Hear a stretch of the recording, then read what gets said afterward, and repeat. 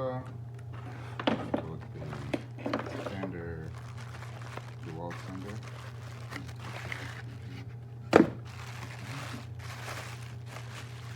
So until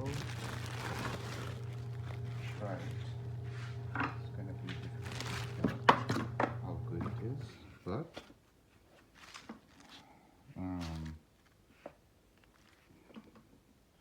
you have a vacuum. This is the start button. Nice to see. And it has 8-hole band.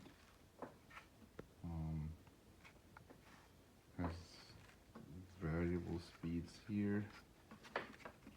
Dial.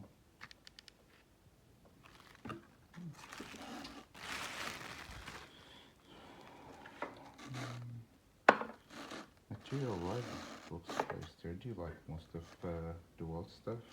I own multiple DEWALT equipments, as you might be able to see, and tools. So I don't have access to any. Actually, I like good stuff, and it seems like the DEWALT is consistently great products, but also I own other brands as well. So yeah, it comes with this filter. I'm not really sure how good this filter is. We'll try and see, but that will be for an next review probably. But in general, this is what you get out of the box.